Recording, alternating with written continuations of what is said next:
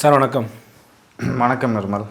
Sir அடுத்த கட்டமாக காஞ்சிபுரம், திருவண்ணாமலை இது 2 மாவட்டத்தை பற்றி பார்க்க போகிறோம். முதல்ல காஞ்சிபுரத்துலேருந்து ஸ்டார்ட் பண்ணலாம் சார்.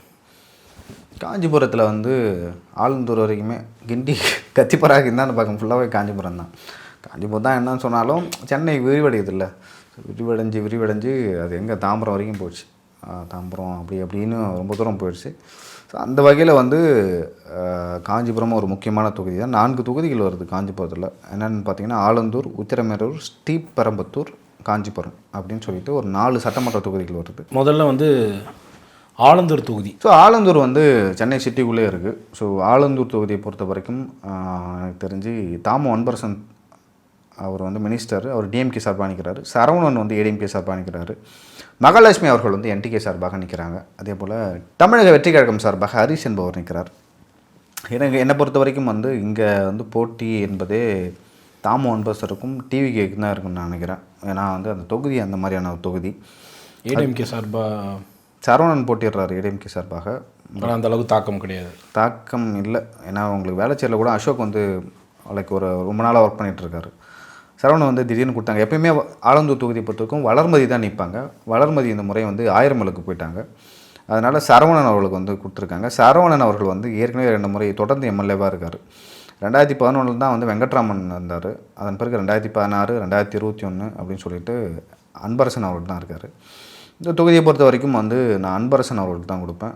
அவர் தான் தொகுதியில் முன்னணியில் இருக்கார். சார் அடுத்தது மிக மிக முக்கியமான தொகுதி ஸ்ரீபெரும்புத்தூர். ஸ்ரீபெரும்புத்தூர் தனி தொகுதி. தமிழ்நாடு காங்கிரஸ் கமிட்டியின் தலைவர் செல்வ பிறந்தகை அவர்கள் சிட்டிங் எம்எல்ஏ. இந்த முறையும் அவர் தான் நிற்கிறாரு ஸ்ரீபெரும்புத்தூரில். ஸோ அவரை எதிர்த்து பழனி நிற்கிறாரு. பழனி நம்மளுக்கு தெரிஞ்சவர் தான். செல்வ பிறந்தகை நம்மளுக்கு தெரியும், ரொம்ப நல்லா தெரியும். என்டிகே சார்பாக சிந்தன் நிற்கிறாங்க. டிவிகே சார்பாக தென்னரசு நிற்கிறாரு. அவங்களுக்கு தெரியும் தமிழ்நாடு காங்கிரஸ் கமிட்டியே இப்போ கட்டுக்குள்ளே வச்சுருக்காரு. தன்னுடைய ஆதரவாளர்கள், தனக்கு தெரிந்தவர்கள், அவர் ஒரு புதிய ஒரு அணியை உருவாக்கிறார். கோஷ்டின்னு சொல்லுவாங்க. காங்கிரஸில் நிறைய கோஷ்டி இருக்குது. அங்கே தொண்டர்களை தாண்டி தலைவர்கள் காங்கிரஸில் ரொம்ப அதிகம்னு சொல்லுவாங்க. ஸோ அப்படி இருக்கும்போது இவர் ஒரு புதிய தலைவராக உருவெடுத்துக்கிறார் செல்வ பிறந்தகை அவர்கள். ஸோ செல்வ பிறந்தகைகள் ஒரு புதிய தலைவராக இருக்கும்போது அவரை சுற்றி நிறைய கோஷ்டி இருக்காங்க. ஸோ அவர்கள்லாம் உருவாக்கிறாரு. நிறைய பேருக்கு மூத்த தலைவர்கள் காங்கிரஸில் இந்த முறை சீட்டே கொடுக்கல. எல்லாத்தையுமே புது புது கேண்டிடேட் கொடுத்துருக்காங்க. குறிப்பாக கோயம்புத்தூர்லாம் நிறைய பேர் ஒர்க் பண்ணாங்க. பழைய ஆட்கள் நிறைய பேர் இருக்காங்க கோயம்புத்தூரில். அவர்களுக்கெல்லாம் கொடுக்காம புதிய ஆட்களுக்கு, தன்னுடைய ஆதரவாளர்களுக்கு கட்சியில் நான் சொல்கிறத கேட்கணும், அப்போ தான் சீட்டு. ஜோதிமணி அவர்கள்லாம் ரொம்ப கடுமையாக விமர்சித்தாங்க செல்வ பிறந்தகை அவர்களை. இந்த தொகுதியை பொறுத்த வரைக்கும் இந்த முறை பழனி வெற்றி பெறதுக்கு வாய்ப்பு இருக்குது. ஏன் பழனி வெற்றி பெறதுக்கான வாய்ப்பு இருக்குன்னா, கடந்த முறையே மிக சொற்ப வாக்குகள் தான் செல்வ பிறந்தகை அவர்கள் வெற்றி பெற்றார். பழனி அவர்கள் ஏற்கனவே எம்எல்ஏவாக இருந்திருக்காங்க. இந்த முறையும் பழனி அவர்களுக்கு தான் கொடுத்துருக்காங்க. ஸோ பழனி அவர்களோட ப்ளஸ் பாயிண்ட்னா அவர் அந்த ஊருக்காரர், ஓகேங்களா. அதை தாண்டி பழனி அவர்கள் இருக்காங்கல்ல, அவருக்கு அங்கே நல்ல பேர் இருக்குது, நல்லா ஒர்க் பண்ணக்கூடியவர். நான் 2021 எலெக்ஷனில் ஐபிசியில் ஒர்க் பண்ணுறப்ப எனக்கு கூட ஒர்க் பண்ண ஒருத்தரோட உறவினர். அதனால் நிறைய டெக்னிக்கலாக லைக் சோஷியல் மீடியா, வீடியோ அது சம்மந்தமாக நிறைய நான் ஒர்க் பண்ணியிருக்கேன் பழனி அவர்களுக்கு. இந்த முறை களம் யாருக்கு சாதகமாக இருக்குது அப்படின்னு பார்த்தீங்கன்னா, அவர் பழனி அவர்களுக்கு தான் சாதகமாக இருக்குது. அவர் நல்லா ஒரு ஒர்க் பண்ணுறாரு. செல்வ பிறந்தகை அவங்க மேலே நிறைய விமர்சனங்கள் இருக்குது. அதே போல் அவர் தொகுதி பக்கமே வரதில்லை அப்படின்னு ஒரு குற்றச்சாட்டு இருக்குது. இதே ஒரு கிராமத்துக்கு செல்வ பிறந்தகை அவர் போகும்போது தான் தடுத்து நிறுத்தினாங்கன்னு நினைக்கிறேன். ஸோ அந்த அளவுக்கு ஒரு அதிருப்தி இருக்குது. அங்கே பெரிய ப்ளஸ் ஏடிஎம்கேக்கான அவங்க சின்னம். இங்கே லைக் ஒரு கையில் நிற்கிறாரு. ஸோ அதனால் நான் ஸ்ரீபெரும்புத்தூர் தொகுதியை ஏடிஎம்கேக்கு தான் நான் கொடுக்குறேன். சார் அடுத்தது காஞ்சிபுரம். காஞ்சிபுரமும் ஒரு முக்கியமான தொகுதி. ஸோ அண்ணாவின் தொகுதி. திமுகவோட ஃபவுண்டரே அந்த ஊரில் தான் பிறந்தார். அப்படியான ஒரு முக்கியமான தொகுதி. தொடர்ந்து 2 முறை சிவிஎம்பி எழிலரசன் அவர்கள் வெற்றி பெற்றிருக்காரு. இப்போ யார் சிட்டிங் எம்எல்ஏ அப்படின்னு பார்த்தீங்கன்னா, அவர் எழிலரசன் தான். ஆனால் எழிலரசன் அவர்களுக்கு சீட்டே கொடுக்கலாங்க. அது என்ன லாஜிக் அப்படின்னு சொல்லிட்டு எனக்கு தெரியவே இல்லை. ஏன் எழிலரசன் அவர்களுக்கு சீட்டு கொடுக்கல? தாமோ அன்பரசனால் நிறுத்தி வைக்கப்பட்டாரா? ஏன்னா அங்கே எஸ்ஆர் ராஜா கொடுக்கல, இங்கே பார்த்தீங்கன்னா ஒரு எழிலரசன் அவர்களுக்கு கொடுக்கல. அவருக்கு பதிலாக காஞ்சிபுரத்தில் நித்யா சுகுமார் அவர்களுக்கு கொடுத்துருக்காங்க. அதிமுக சார்பாக சோமசுந்தரம் அவர்களுக்கு கொடுத்துருக்காங்க. வெற்றி செல்வி நாம் தமிழர் சார்பாக கொடுத்துருக்காங்க. தமிழக வெற்றி கழகம் சார்பாக ரஞ்சித்குமார் அவர்களுக்கு கொடுத்துருக்காங்க. ஸோ ஸோ ஏன் வந்து ஆக்சுவலாக இதெல்லாம் வந்து ஒரு பெரிய செட்பேக், அது திமுகவுக்கு தெரியுதா இல்லையான்னு சொல்லிட்டு தெரியல. புதியவர்களுக்கு வாய்ப்பு கொடுக்கணும், கொடுக்கக்கூடாதுன்னு சொல்லிட்டு நான் சொல்லலை. ஆனால் ஏற்கனவே ஒருத்தர் வந்து ஒரு வெற்றி முகத்தில் இருக்கிறாரு, அவருக்கு வந்து நிறுத்திட்டு ஏன் கொடுக்கணும்னு ஒரு கேள்வி இருக்குது. ஸோ இங்கே வந்து நிறைய பேருக்கு என்னென்னா, திமுக அமைச்சர்களுக்கு என்ன பிரச்சனைனா, 2 முறை 3 முறை வந்துட்டு அவங்களுக்கு வந்து எம்பி கொடுக்கணும், சாரி மினிஸ்டர் கொடுக்கணும், அமைச்சர் கொடுக்கணும். எத்தனை முறை தான் வந்து அவங்களுக்கு இல்லை அவங்க ரொம்ப ஸ்ட்ராங் ஆகிடுவாங்க, அவங்களுக்குன்னு ஒரு கோஷ்டி செட் ஆகிடும், பணம் சம்பாதிச்சிருவாங்க. நான் எந்த அளவுக்கு வேணால் செலவு பண்ணுறதுக்கு தயாராக. எப்படின்னா அது ஒரு உளவியல் ரீதியாக வந்து இந்த தொகுதியும் தான் இவர் தான் அப்படின்ற மாதிரி ஒரு ஃபிக்ஸ் பண்ணிவிடுவாங்க. ஒரு 2 தாட்டி ஜெயிச்சிட்டாலே அந்த ஒரு எண்ணம் அவங்களுக்கே வந்துடும், அந்த தொகுதி மக்களுக்கே வந்துடும். ஸோ அதனால் நித்யா சுகுமார் அவர்களுக்கு கொடுத்துருக்காங்க. சோமசுந்தரம் வந்து ஏற்கனவே நாடாளுமன்ற தேர்தலில் வந்து நின்று இருக்கார் சோமசுந்தரம். ஸோ அவருக்கு வந்து ஒரு நல்ல மதிப்பு அங்கே இருக்குது தொகுதியில், காஞ்சிபுரத்தில் வந்து பாஜக கொஞ்சம் ஸ்ட்ராங்காக இருக்காங்க. காஞ்சிபுரத்தில் பிராமின்ஸ் இருக்காங்க, அதே போல் வன்னியர், பறையர், முதலியார், அதன் பிறகு தெலுங்கு மொழி பேசுபவர்கள், செட்டியார் அப்படின்னு சொல்லிட்டு, பிள்ளைமார் அப்படின்னு சொல்லிட்டு நிறைய சமூகங்கள் இருக்குது. அங்கே வந்து பிஜேபி ஓரளவு ஸ்ட்ராங்காக இருக்காங்க, வன்னியர்ஸும் இருக்காங்க, பட்டியலின மக்களும் பறையர்ஸும் வந்து கொஞ்சம் இருக்காங்க. ஸோ அங்கே வந்து யார் டிசைட் பண்ணுவாங்கன்னா, அந்த பேக்வர்ட் கிளாஸ் ஓட்டர்ஸ் இருக்காங்களா, அவங்க தான் டிசைட் பண்ணுவாங்க யாருக்கு ஓட்டு போடணும்னு சொல்லிட்டு. அந்த வகையில் வந்து சோமசுந்தரம் வந்து ஓரளவு அவருக்கு வாய்ப்பு இருக்குது. டிவிகேக்கும் காஞ்சிபுரத்தில் வந்து ஓரளவுக்கு வந்து செல்வாக்கு இருக்குது. இவங்க நித்யா சுகுமார் வந்து புதிதாக வந்திருக்காங்க.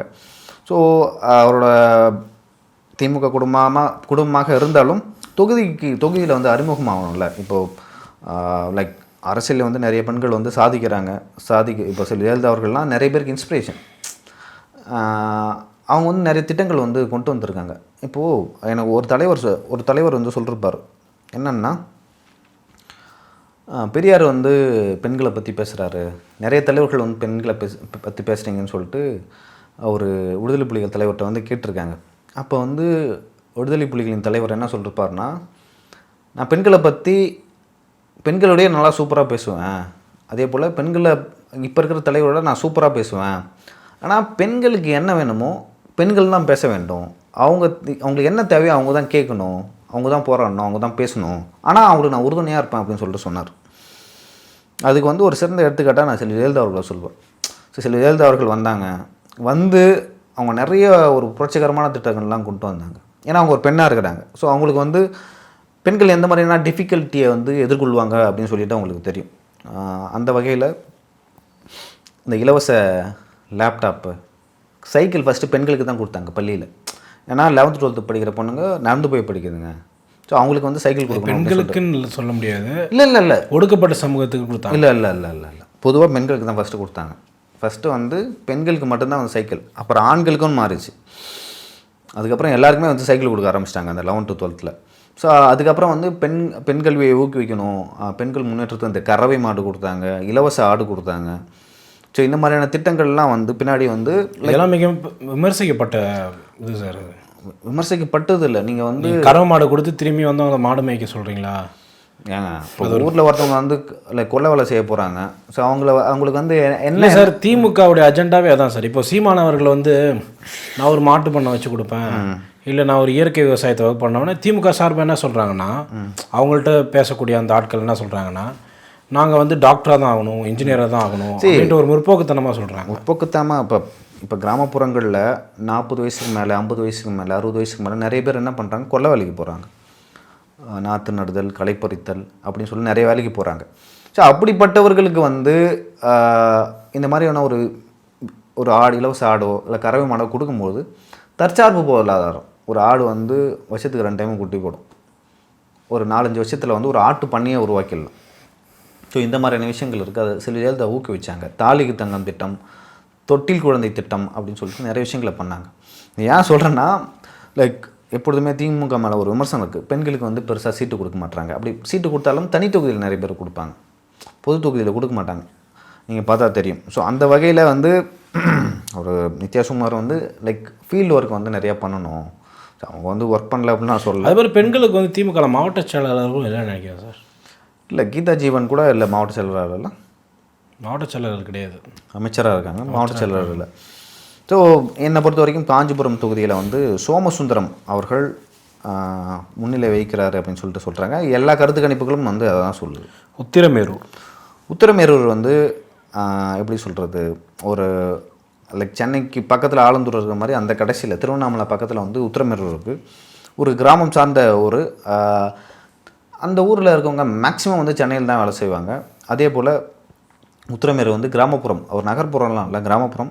கிராமப்புறத்தில் வந்து உங்களுக்கு தெரியும் அந்த சாதிய எண்ணமோட்டம்லாம் வந்து நிறையா இருக்கும். ஸோ இந்த முறை வந்து சுந்தர் அவர்களுக்கு கொடுத்துருக்காங்க.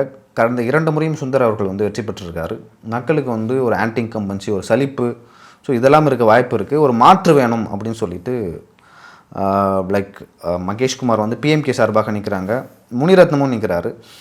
பிஎம்கே கொடுத்த தொகுதிகள் எல்லாமே வந்து 18 கொடுத்தாங்கன்னா அதில் 10லேருந்து 15 வரைக்கும் வந்து வெற்றி பெறக்கூடிய தொகுதிகள். உத்திரமேரூர்லையும் அது நடக்கும் அப்படின்னு சொல்லிட்டு நான் நினைக்கிறேன். ஸோ ஒரு சுந்தர் அவர்களும் வந்து வன்னிய சமூகத்தை சார்ந்தவர் தான். ஸோ மகேஷ்குமார் அவர்களும் வந்து வன்னிய சமூகத்தை சார்ந்தவர்கள். இங்கே பெரிய மைனஸ் வந்து பிஎம்கேக்கும் டிஎம்கேக்கு என்னென்னா, லைக் தலித் ஓட்டுகள் வந்து மொத்தமாக வருமா அப்படின்னு ஒரு விஷயம் இருக்குது. ஏன்னா அந்த பக்கம் பிஎம்கே சார்பாக வந்து ஒருத்தர் நிற்கிறாரு. வன்னிய வாக்குகளும் முழுதாக வருமா அப்படின்னு ஒரு விஷயம் இருக்குது. ஸோ அதெல்லாம் பார்க்கும்பொழுது உத்திரமேரூரில் வந்து பிஎம்கே தான் வெற்றி பெறும் அப்படின்னு நான் நினைக்கிறேன். சார், அடுத்தது வந்து திருவண்ணாமலை மாவட்டம். திருவண்ணாமலை மாவட்டத்தில் முதல்ல திருவண்ணாமலை தொகுதியிலேருந்து ஸ்டார்ட் பண்ணலாம் சார். திருவண்ணாமலை தொகுதி வந்து ஒரு முக்கியமான தொகுதி. எனக்கு தெரிஞ்சு திருவண்ணாமலை மாவட்டத்தில் இருக்கிற நிறைய பேர் வந்து சென்னையில் தான் வேலை செய்வாங்க. நீங்கள் வந்து கிளம்பாக்கமாக இருக்கட்டும், கோயம்பேடாக இருக்கட்டும் போய் பார்த்தீங்கன்னா நிறைய பஸ் எங்கே போகும்னா திருவண்ணாமலைக்கு தான் போகும். ஏன்னா அங்கே இருக்கிற மக்கள் பெரும்பாலும் வந்து அங்கே பெருசாக வந்து தொழில்துறை எதுவுமே இல்லை. மலை, வறண்ட பகுதி. ஸோ இதனால் வந்து இங்கே வந்து வேலை செய்கிறாங்க. கல்வி அறிவும் வந்து மிக குறைந்த அளவில் தான் இருக்குது மற்ற மாவட்டங்களை வந்து கம்பேர் பண்ணும்போது. ஏவா வேலு அவர்கள் வந்து திமுக சார்பாக வந்து எல்லா வேலைகளையும் பார்த்துக்கிறாரு. அதே போல் திருவண்ணாமலை மாவட்டத்தை பொறுத்த வரைக்கும் வந்து இன்னொரு முக்கியமான விஷயம் என்னென்னா, அந்த திருவண்ணாமலை சட்டமன்ற தொகுதியில் வந்து பிஜேபி நல்லா ஒர்க் பண்ணுறாங்க. அந்த கிரிவலம் அந்த மாதிரியான விஷயங்கள்லாம் வந்து மக்கள் மத்தியில் ஓரளவு வந்து எடுபட்டுருக்கு. அது வந்து ஓட்டாக கன்வெர்ட் ஆகுமா இல்லையான்னு சொல்லிட்டு எனக்கு தெரியல. திருவண்ணாமலை மாவட்டத்தை பொறுத்த வரைக்கும் கிட்டத்தட்ட ஒரு 8 தொகுதிகள் இருக்குது. பெரிய மாவட்டம். எனக்கு தெரிஞ்சு பிரிக்கப்படாத மாவட்டம்னா அது வந்து திருவண்ணாமலை. நிறைய மாவட்டங்களில் பிரிச்சுட்டாங்க. இப்போ வந்து இது பிரித்து வந்து ஆரணி எங்களுக்கு தனியாக தரணும், இல்லை அரக்கோணத்தை வந்து தனி மாவட்டமாக தரணும் அப்படின்னு சொல்லிட்டு கேட்டிருக்காங்க. திருவண்ணாமலை மாவட்டத்தில் வந்து உண்மையாகவே ஏவா வேலு அவர்கள் வந்து ஒரு முடிசூடா மன்னன் அப்படின்னு தான் சொல்லணும். கிட்டத்தட்ட வந்து 3 தேர்தலில் தொடர்ந்து வந்து வெற்றி பெற்றிருக்காரு. அந்த ஓட் டிஃப்ரென்ஸே வந்து பார்த்திங்கன்னா ரொம்ப அதிகமாக இருக்குது. ஆனால் மோஸ்ட்லி அவர் நின்று எழுத்து ஜெயிச்சதெல்லாம் மோஸ்ட்லி வந்து கூட்டணி கட்சிகள் தான் அதிகமாக கொடுத்துருக்காங்க. அது ஒரு பெரிய ப்ளஸ் அவருக்கு, ஏவா வேலுக்கு. இந்த முறை வந்து பிஜேபி சார்பாக ஏழுமலை நிற்கிறாரு. நாம் தமிழர் சார்பாக விக்னேஷ் அவர்கள் நிற்கிறாரு. டிவிகே சார்பாக அருள் ஆறுமுகம் நிற்கிறார். அருள் ஆறுமுகம் யார் அப்படின்னு பார்த்தீங்கன்னா, அந்த சிப்காட் நிலம் கையகப்படுத்தினாங்களே, அப்படி கையகப்படுத்தும் பொழுது அதில் போய் போராடி அரெஸ்ட் ஆனது தான் அருள் ஆறுமுகம். குண்டாஸில் வந்து அரெஸ்ட் பண்ணாங்க அப்படின்னு நினைக்கிறேன். இந்த விவசாயிகள் மேலாம் குண்டாஸ் போட்டாங்களா சார்? ஸோ அதில் வந்து அரெஸ்ட் ஆனது தான் அருள் ஆறுமுகம். எனக்கு தெரிஞ்சு இந்த மாதிரியான ஒரு வேட்பாளர் தேர்வு செஞ்சதில் உண்மையாகவே மகிழ்ச்சி. அருள் ஆறுமுகம் வந்து வெற்றி பெறுவாரோ தோல்வி அடைவாரோ தெரியல, சண்டை செய்வார் அப்படின்னு நினைக்கிறேன்.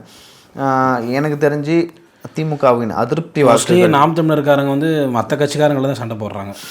ஆக்சுவலாக ஒரு கட்டத்தில் உங்களுக்கு தெரியுமா, டிவிகேக்கும் என்டிகேக்கும் செம்ம ஃபைட்டு போகும். ஆமாம். இப்போ ஆனால் என்டிகேவே இப்போ காணும். சார், இப்போ என்டிகே என்ன பண்ணுறாங்கன்னா, எப்படி சொல்கிறது, திமுக வேட்பாளர்கிட்ட போய் நேரடியாக சண்டை போடுறது, அதிமுக வேட்பாளர்கிட்ட போய் நேரடியாக சண்டை போடுறது, இல்லை அவங்க தொண்டர்கள்ட்ட சண்டை போடுறது.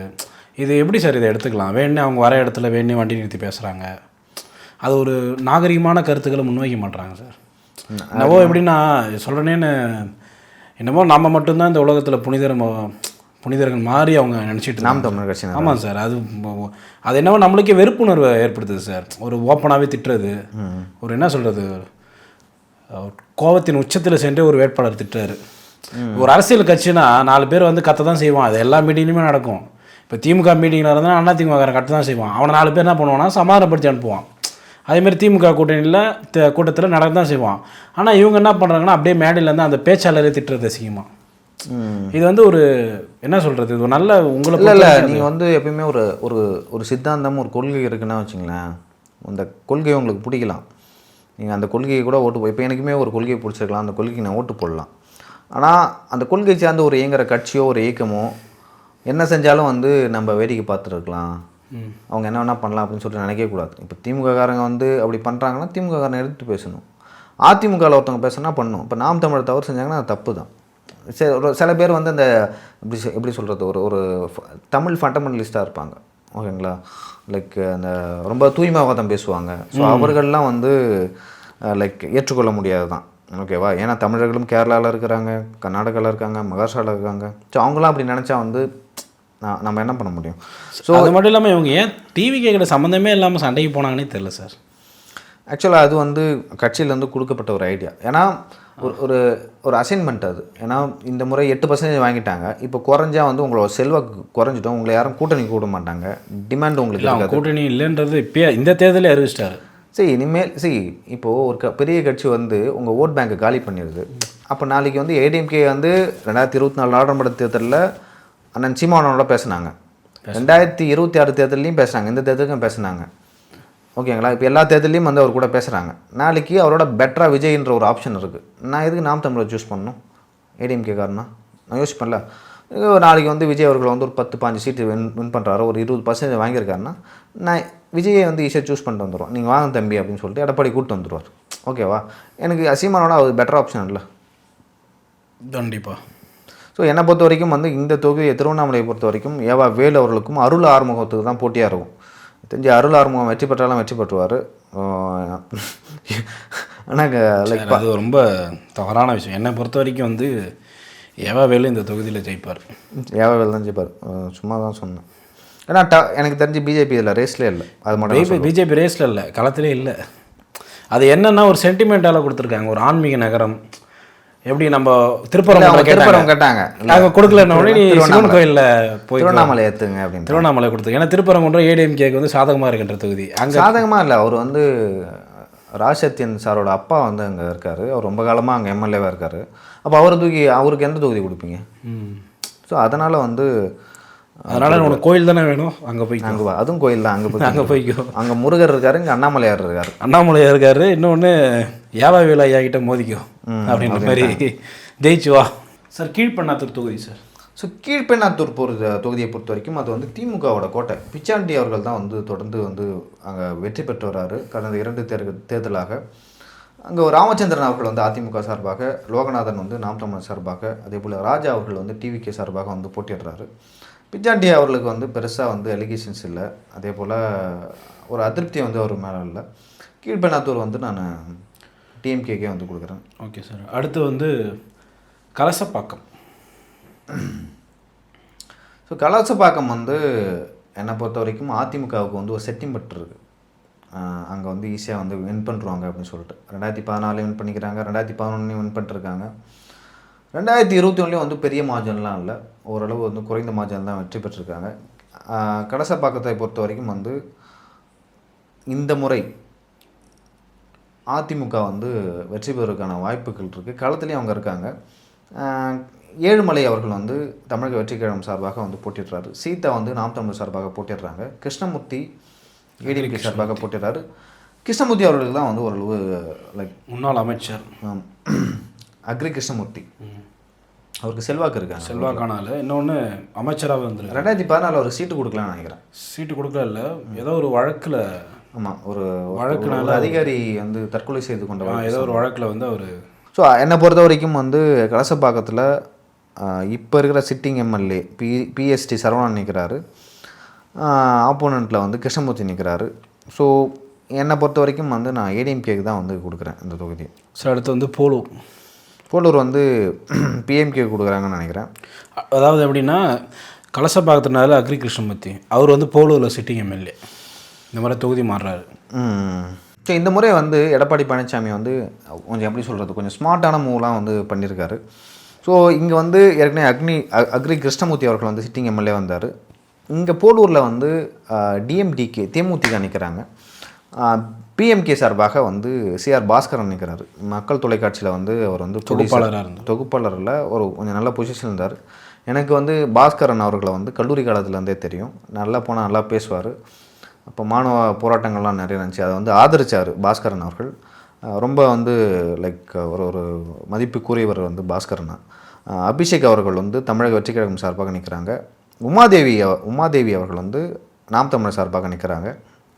போலூர் தொகுதியை பொறுத்த வரைக்கும் டிஎம்டிகே இருக்கிறதால ஈஸியாக சிஆர் பாஸ்கரன் அவர்கள் வந்து வெற்றி பெற்றுவார். அந்த 58 தொகுதிகள் நான் சொன்னேன்ல, ஏடிஎம்கே குறிவைக்கும் 58 தொகுதிகள், அதில் வந்து போலூரும் ஒன்று. அவருக்கு ஒரு ஃபேஸ் வேல்யூ இருக்குது பாஸ்கரனுக்கு, சமூக வாக்குகளும் இருக்குது. ஸோ அதனால் வந்து அவர் ஈஸியாக வந்து வின் பண்ணுறவர். அக்ரி கிருஷ்ணமூர்த்தியோட சொந்த தொகுதி அது. ஸோ அதனால் வந்து அவரும் வந்து ஒர்க் பண்ணுவார். அதனால் அவர் வெற்றி பெறுவதற்கான வாய்ப்புகள் வந்து பிரகாசமாக இருக்குது அப்படின்னு சொல்லிட்டு சொல்லலாம். சார் அடுத்து வந்து ஆரணி தொகுதி சார். ஸோ ஆரணி தொகுதி வந்து ரொம்ப முக்கியமான தொகுதி. எப்பொழுதுமே வந்து அதிமுக தான் அங்கே வெற்றி பெறும். அங்கே வந்து 3 சமூகத்தினர் தான் முக்கியமான சமூகத்தினர். எல்லா தொகுதியிலையும் வந்து வன்னியர் வெர்சஸ் பறையர் அப்படின்னு இருக்கும்போது இந்த தொகுதியில் வந்து முதலியார்கள் வந்து முக்கிய பங்காற்றுறாங்க. புதிய நீதி கட்சி சார்பாக ஏசி சண்முகம் அவர்கள் வந்து தன்னுடைய கட்சி வேட்பாளர்களை கேட்டாங்க. ஒருவேளை ஆரணியை கொடுத்துருந்தா அவங்களோட மச்சான் அப்படின்லாம் அவங்க பையன் வந்து நிற்க வேண்டியது, அவங்க மச்சான் நிற்க வேண்டியது. அவர் பேர் ரவி அப்படின்னு நினைக்கிறேன். ஆனால் வந்து எடப்பாடி பழனிசாமி வந்து கேட்டும் கொடுக்கல, ஏன்னா அது ஜெயிக்கக்கூடிய ஒரு தொகுதி. இந்த முறை வந்து டிஎம்கே சார்பாக மகாலட்சுமி அவர்கள் நிற்கிறாங்க, ஜெயசுதா வந்து ஏடிஎம்கே சார்பாக நிற்கிறாங்க, தவமணி ரமேஷ் அவர்கள் வந்து நாம் தமிழர் சார்பாக, வெங்கடேஷ்குமார் அவர்கள் வந்து தமிழக வெற்றி கழகம் சார்பாக நிற்கிறாங்க. ஈஸியாக சொல்லிடலாம், ஏன்னா வந்து ஒரு பக்கம் வந்து டிஎம்கே இருந்தாலும் இந்த இந்த அந்த ஆன்டி இன்கம்பன்சின்னு ஒரு விஷயம் இருக்குல்ல, 5 வருஷத்தில் வந்து ஆன்டி இன்கம்பன்சி, அதில் வந்து ஜெயசுதா ஈஸியாக வந்து வின் பண்ணுவாங்க. என்ன தான் அவங்க சிட்டிங் எம்எல்ஏ ராமச்சந்திரன். இன்னொன்று ஒரு குறிப்பிட்ட விஷயம் என்னென்னா, அந்த ஜெயசுதான்றது ஒரு அந்த மாவட்டத்துடைய மாவட்ட செயலாளர், பெண் மாவட்ட செயலாளர். எனக்கு தெரிஞ்சு வந்து திமுகவில் கூட வந்து பெண் மாவட்ட செயலாளர் இருக்காங்க இல்லை, ஆனால் அதிமுகவில் இருக்காங்க பாருங்கள். எனக்கு தெரிஞ்சு அதிமுக இருக்கிற ஒரே பெண் மாவட்ட செயலாளர் வந்து ஜெயசுதா அவர்கள் தான். ஸோ உண்மையாகவே வந்து அதில் நம்ம பாராட்டியே ஆக வேண்டும். ராமச்சந்திரன் அவர்களுக்கு வந்து இந்த முறை சேவு ராமச்சந்திரனுக்கு வந்து குடிக்கவே இல்லை. அதுக்கு என்ன காரணம் தெரியல. ஜெயசுதா அவர்கள் வந்து நல்லா ஒர்க் பண்ணியிருக்காங்க. அங்கே வந்து வன்னியர் சமூகம், முதலியார் சமூகம், அதே போல் பட்டியலின சமூகம், இந்த 3மே வந்து முக்கியமான சமூகங்கள். ஜெயசுதாவுக்கு வந்து முதலியார் மற்றும் பிஎம்கேவோட ஓட்டு, வன்னியரோட ஓட்டு வந்து வந்துடும் ஈஸியாக. ஏன்னா புதிய நீதி கட்சி வந்து என்டிஏ கூட்டணியில் இருக்காங்க. ஸோ அவர்களும் வந்து ஹெல்ப் பண்ணுவாங்கன்னு நினைக்கிறேன். அதனால் ஜெயசுதா மிகப்பெரிய அளவில் வந்து வெற்றி பெறுவதற்கான வாய்ப்பு இருக்குது.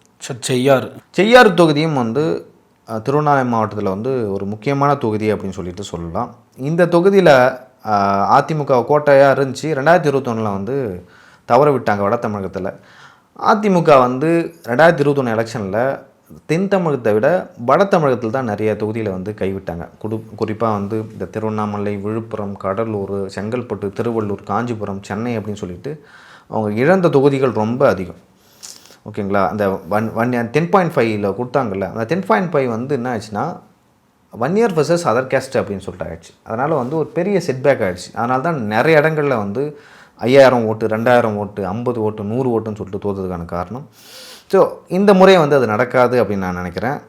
ஜோதி பிஏ அவர்கள் வந்து அங்கே நிற்கிறாங்க. அதிமுக சார்பாக முக்கூர் சுப்பிரமணியம் அவர்கள் வந்து நிற்கிறாங்க. தமிழ்ச்செல்வன் வந்து என்டிகே சார்பாக, விசிகே மோகன் தமிழக வெற்றி கழகம் சார்பாக நிற்கிறாங்க. செய்யாறு தொகுதியை பொறுத்த வரைக்கும் வந்து முக்கூர் சுப்பிரமணியம் அவர்கள் வந்து நல்லா ஒர்க் பண்ணியிருக்காரு. முன்னாள் அமைச்சர் அவர். எப்படி சொல்கிறது, ரொம்ப நாளுக்கு அப்புறம் வந்து ஒரு சீட்டு வாங்கியிருக்காரு. ஏன்னா 2011 தான் கடைசி எம்எல்ஏ வந்தார். அதன் பிறகு வந்து 2016 மோகன் என்பவர் அதிமுக சார்பாக எம்எல்ஏ. இந்த முறை வந்து சிட்டிங் எம்எல்ஏவாக இருக்க ஜோதி அவர்களை எதிர்த்து போட்டிடுறாரு. தொகுதியில் வந்து ஒரு கடும் அதிருப்தி இருக்குது ஜோதி அவர்கள் மேலே. டிவிகேவும் வந்து ஒரு பெரிய அளவில் அங்கே இன்ஃப்ளூயன்ஸ் பண்ணுறதா சொல்கிறாங்க. சரி, ஏன்னா இங்கேருந்து போனவர் வந்து அங்கே சீட்டு வாங்கிட்டார் அப்படின்ற மாதிரி. ஸோ அதனால் வந்து முக்கூர் சுப்பிரமணியம் அவர்கள் வந்து களத்தில் வந்து முந்தி இருக்கார். சார் அடுத்தது வந்து வந்தவாசி. ஸோ வந்தவாசி தொகுதியை பொறுத்த வரைக்கும் ரொம்ப முக்கியமான தொகுதி, சட்டமன்ற தொகுதி. வரலாற்று ரீதியாக வந்து போர்லாம் நடந்திருக்கு, நான் படிச்சிருக்கேன். அதுதான் வந்து முதலாம் வந்தவாசி போர், 2வது 3-4 வரைக்கும் போகும். அந்த அளவுக்கு வந்து இருக்குது. டிஎம்கே சார்பாக அம்பேத்குமார், ஏடிஎம்கே சார்பாக ராணி, என்டிகே சார்பாக கணேஷ், உதயகுமார் வந்து டிவிகே சார்பாக இருக்கிறாங்க. ராணி அவர்கள் வந்து பெண் என்பதால் வந்து அவர் பக்கம் வந்து நிறைய வாக்குகள் வந்து அந்த சென்டிமெண்ட் சார்பாக போடுறதுக்கான வாய்ப்பு இருக்குது. ஆக்சுவலாக இந்த வட தமிழகத்தை பொறுத்த வரைக்கும் வந்து நம்ம ஒரு விஷயத்தை அனலைஸ் பண்ணணும். இப்போ இந்த 2021 2026 வரைக்கும் தமிழ்நாட்டில் குறிப்பாக வட தமிழகத்துலேயும் சரி, தென் தமிழகத்துலேயும் சரி, நிறைய தலித்துக்கு எதிரான தாக்குதல்கள் நடந்தன. ஸோ இதில் வந்து தலித் இளைஞர்களும் தலித் மக்களும் பொதுமக்களும் வந்து ரொம்ப வருத்தத்தில் இருக்காங்க திமுக மேலே. இப்போ இந்த வேங்க வயல் இஷ்யூ ஆகட்டும், கவினோட கொலையாக இருக்கட்டும், நாங்குநேரில் பள்ளி சிறுவன் வந்து வெட்டப்பட்டதாகட்டும், வட தமிழகத்துலேயும் வந்து அந்த மாதிரியான விஷயங்கள் வந்து நடந்திருக்கு. ஆனால் தென் தமிழகத்தை விட மோசம் இல்லை.